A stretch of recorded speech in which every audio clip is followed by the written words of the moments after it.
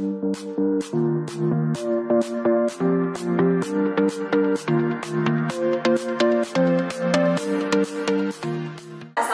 warahmatullahi wabarakatuh. Selamat pagi adik-adik mahasiswa.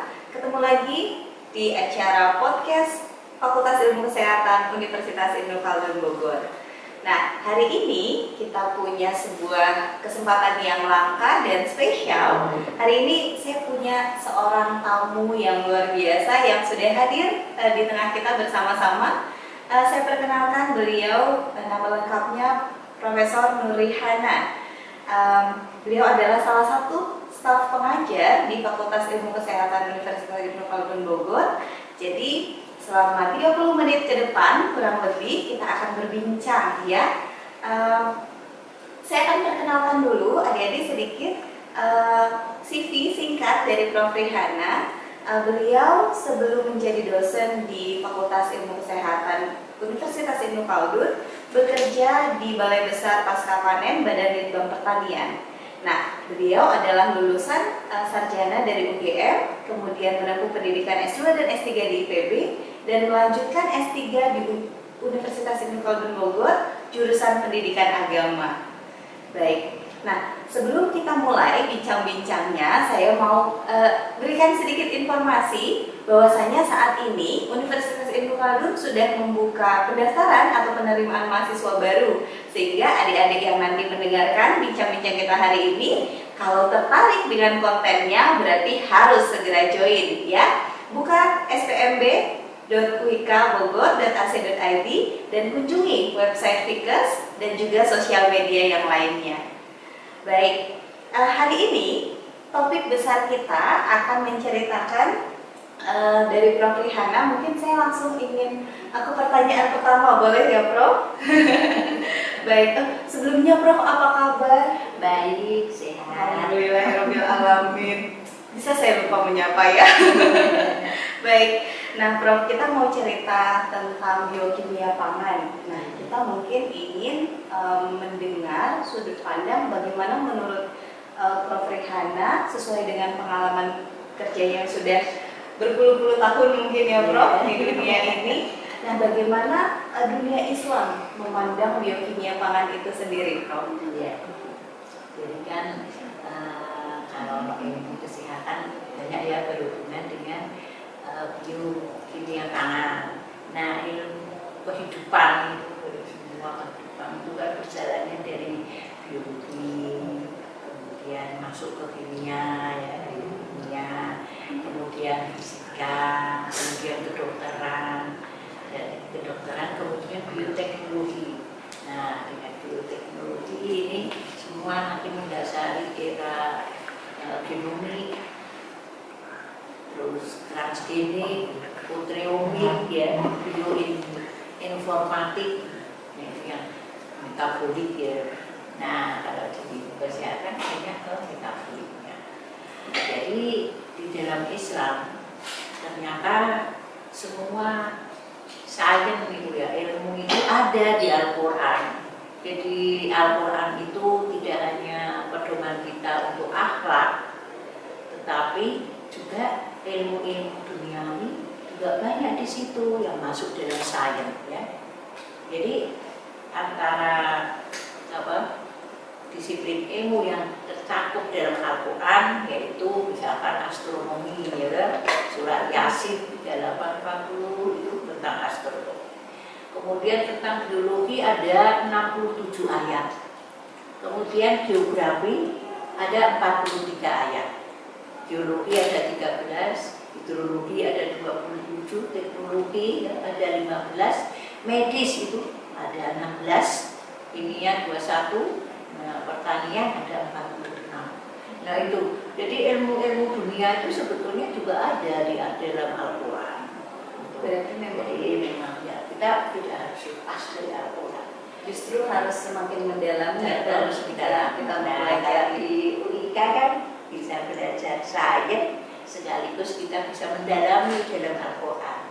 Lulus dari UIK kita dapat ilmu banyak, juga ilmu Al-Quran juga ada gitu. Mungkin ya kalau lihat dari yang lain. Insya Allah. Baik, kemudian kira-kira Prof, kita pengen tahu selanjutnya terkait dengan pangan itu sendiri terdiri dari banyak zat biokimia ya Prof ya, tadi salah satunya. Nah kira-kira kalau dari jenis-jenis pangan yang paling baik untuk dikonsumsi, ada nggak Prof di dalam Al-Quran? Di Al-Quran itu Allah memberikan beberapa contoh ya bahan-bahan makanan yang dikonsumsi oleh Rasulullah. Kenapa itu tidak untuk percontohan kita? Ya.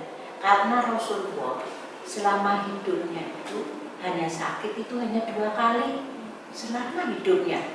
Itu yang pertama itu disihir sama orang Yahudi orang ya.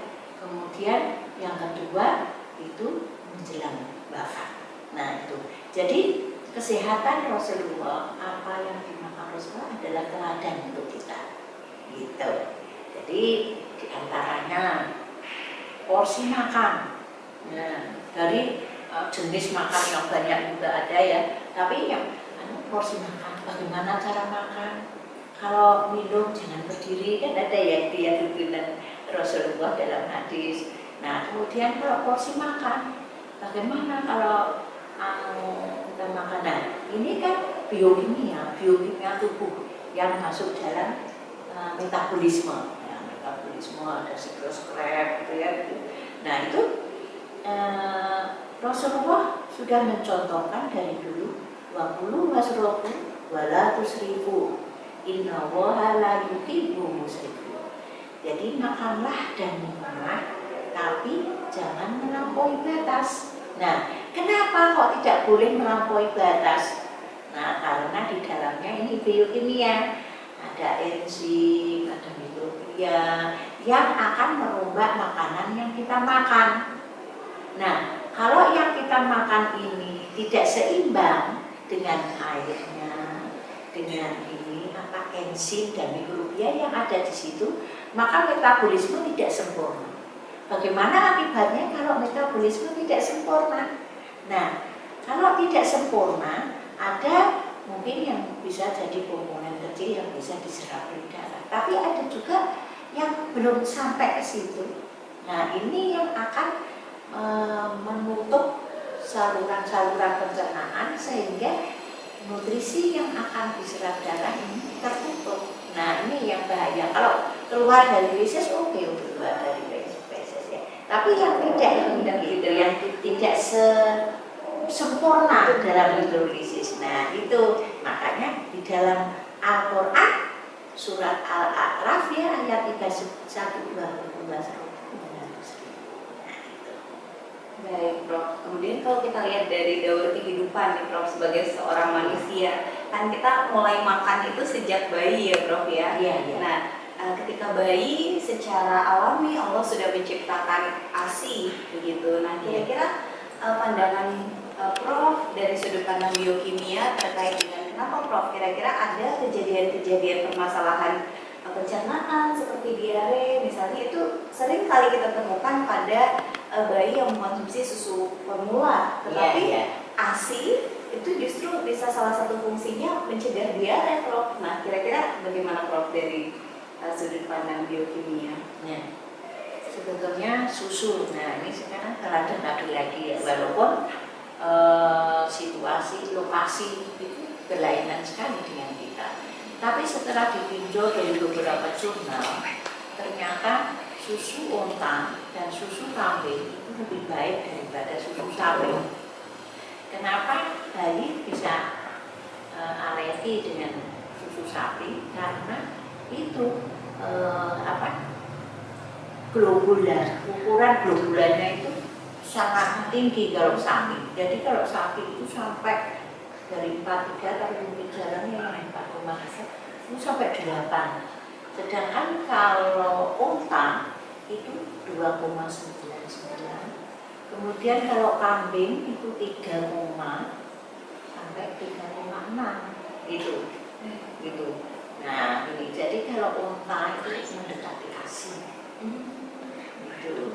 Nah hanya permasalahannya kalau dari segi ilmu industri semakin kecil globula itu susah untuk diinstankan gitu.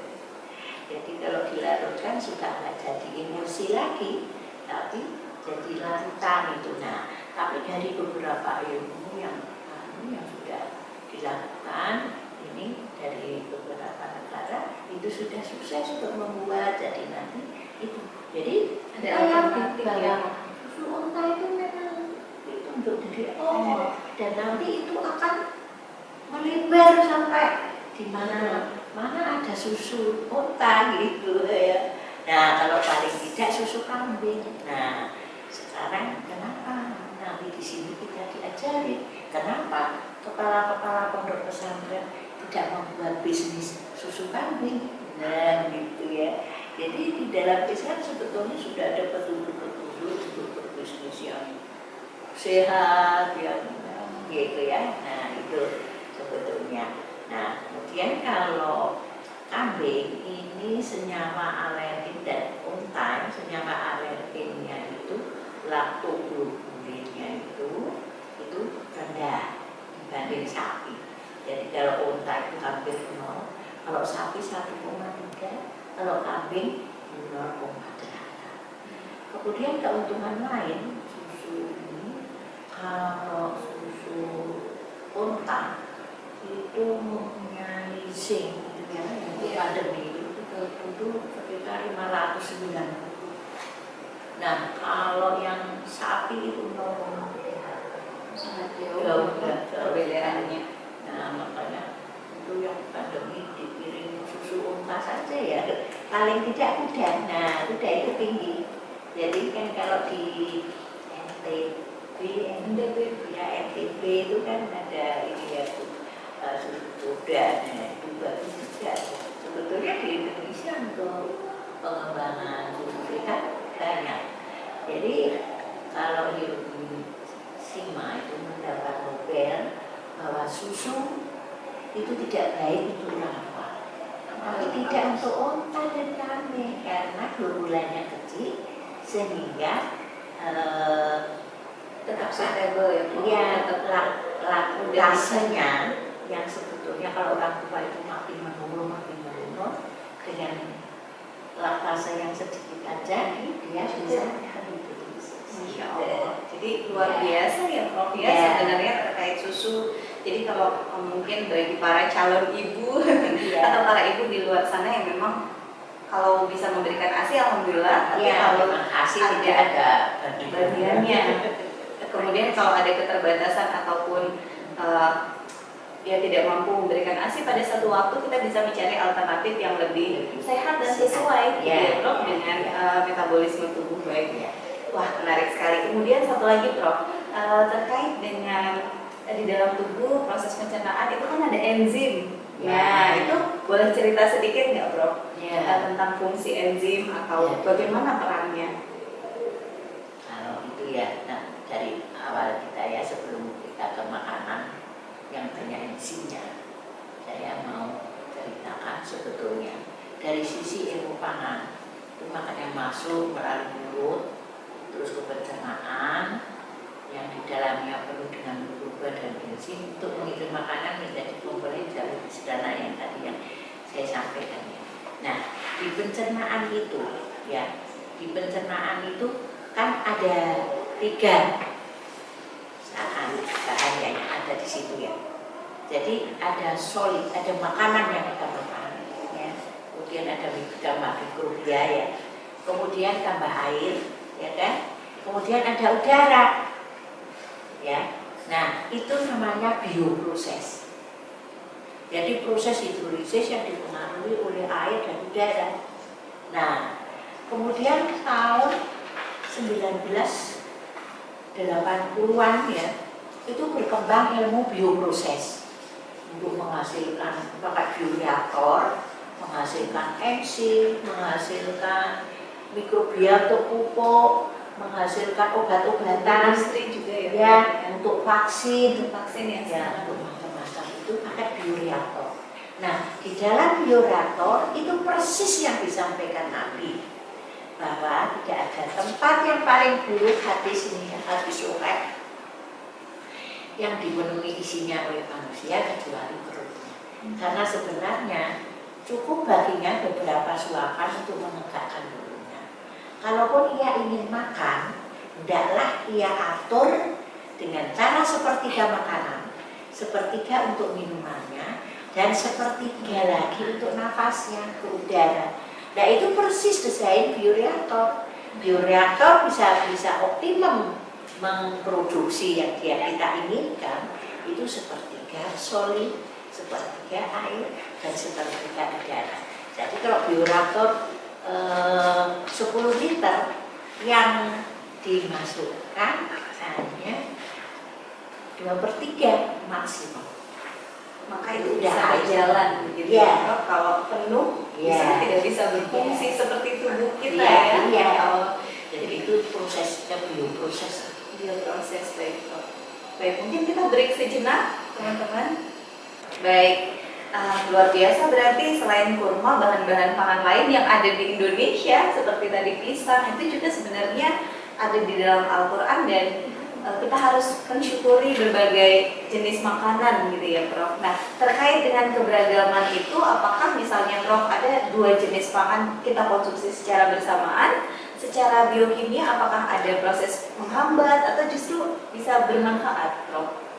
Iya, ilmu itu saya kok belum berminat mempelajari. Iya. Karena begini, secara logika ya, setiap pencernaan manusia itu berbeda-beda. Betul. Ya, kalau nanti di komik teknologi yang berdasarkan DNA ya, makan dan obat pun itu orang Padang sama orang Jawa akan berbeda. Betul. Ya, karena makanannya berbeda gitu ya. Jadi kalau udah yang biasa, misalkan dia itu kalau browsing ya katanya telur nggak boleh dicampur dengan daging. Dan dari kecil aku senangnya telur sama daging nggak campur gitu ya misalkan. Iya. Tidak berakibat yang saya tahu gitu ya. Nah itu, jadi kalau yang perbedaan makanya harus campurin nggak boleh. Saya belum mempelajari lebih dalam karena ya itu tidak semua efek itu akan sama pada setiap manusia. Ada keunikan ya Prof. Misalkan merokok, ya kan? Kalau berhenti merokok itu metabolisme mikrobia yang ada di metabolisme malah bingung. Kok nggak ada rokoknya? Dia malah nggak bisa bekerja, jadi malah sakit. Dia cepat meninggal itu kalau udah tua. Tapi kalau udah masih muda berhenti merokok enggak. Tapi kalau udah tua pencernaannya udah biasa, ada asap rokok, ada mikrobianya, ada mikrobia senang rokok gitu ya. Berarti harus berhenti merokok sejak muda ya Prof? Iya, kalau sudah merokok harus dari muda. Baik. Nah kemudian Prof, untuk merangkum keseluruhan pertanyaan tersebut, kira-kira menurut Islam makanan yang bergizi dalam pandangan Islam itu bagaimana tipsnya supaya kita bisa menciptakan atau gaya hidup dan tubuh yang sehat gitu Prof, kira-kira? Iya. Jadi ya itu kayak tadi kita menganut Rasulullah ya. Kenapa Rasulullah kok bisa sehat? Betul. Sampai seumur hidupnya bisa cuma 2 kali sakit. Kan hebat banget ya. Itu.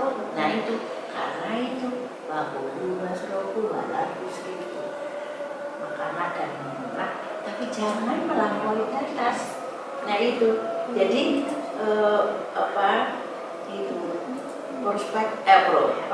proses metabolisme itu akan sempurna kalau cukup mikrobia siap ya, enzim mikrobia yang ada di pencernaan siap untuk menghidrolisis yang makanan yang kita makan, air yang cukup, tidak berlebihan gitu kan. Nah itu jadi makan apa saja yang kita senangi, yang halal, tapi yang halal dan thayyibah kan, itu yang halal, tapi jangan terlalu banyak. Walaupun 200.000 itu aja kalau anunya sebetulnya apa rumusnya untuk sehat. Coba kau bayangkan kalau puasa makan cendol, kolak, sumber karbohidrat semua gitu ya. Padahal enzimnya belum siap di dalam tubuh.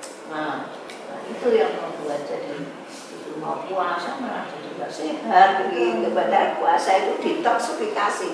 Semua simpanan yang buat penyakit itu akan terhidrolisis saat jam 12 sampai asar sampai maghrib, ya. Nah itu yang akan detoksifikasi.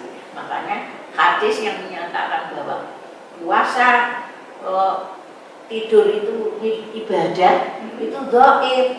Karena kalau tidur terus itu detoksifikasinya ada di mana gitu, nggak keluar energi, itu keluar energi di waktu siang itu akan membantu proses energi di malam hari itu mengurangi kortisol yang mungkin stres. Jadi sholat raweh, mau sahur sholat malam lagi itu membantu jadi sehat, hormon-hormon yang jelek tidak keluar, jadi tenang gitu. Baik. Berarti bukan sobat pikes aja nih yang butuh healing. Sebenarnya mudah-mudahan selama Ramadan kita bisa mengajak tubuh kita melakukan tadi ya Prof, detoksifikasi. Itu sama sebenarnya dengan kayak kita perlu healing gitu, tubuh juga perlu detoksifikasi. Nah itu beneran jadi motivasi sih Prof, biar kita semangat aktif selama Ramadan, tidak tadi ya Prof hanya tidur atau menghabiskan waktu kurang bermanfaat gitu. Baik, pertanyaan terakhir Prof. Nah kita kan sekarang selain dari bulan Ramadan, kita kan masih ada dalam masa pandemi ya Prof. Salah satu yang sedang digalakkan oleh teman-teman tenaga kesehatan juga adalah cakupan vaksinasi. Jadi untuk mencapai herd immunity masyarakat, kita sekarang mungkin masih ada di bawah 40% untuk boosternya. Nah, tapi Prof, kita terkait dengan biokimia sempat ada isu kehalalan dari salah satu bahan pangan pembuat vaksinasi tersebut. Nah, bagaimana pandangan tripsinnya? Tripsin, ya, tripsin itu kan enzim. Jadi prosesnya itu kan itu enzim untuk memecah media tumbuhnya mikrobia penghasil vaksin. Nah itu makanannya kan antara lain ya protein N ya, sumber N. Nah itu untuk memecah sumber N itu dari N untuk dimanfaatkan mikrobianya, gitu kan. Nah produknya vaksin. Jadi vaksin ini sudah tidak mengandung tripsin. Gitu. Jadi sudah melalui proses yang panjang. Jadi itu ada beberapa pendapat karena produknya sudah tidak mengandung tripsin.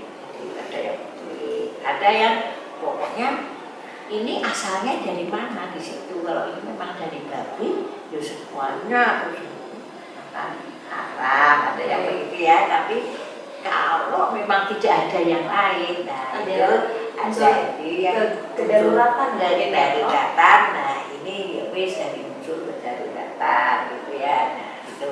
Tapi pada prinsipnya sebetulnya ke depan orang-orang Islam itu kenapa tidak memproduksi yang begitu-begituan? Banyak. Jadi untuk membuat kapsul gelatin, kenapa gelatin tidak dibikin sendiri? Kenapa tripsin ini tidak dibikin sendiri? Nah, tripsin itu kan bisa ada gantinya, kan yaitu protease. Jadi bisa diganti papain dari pepaya, bisa diganti bromelin dari nanas, ya kan? Kemudian kalau enggak, ya tripsin ini dibikin secara jadi bioreaktor.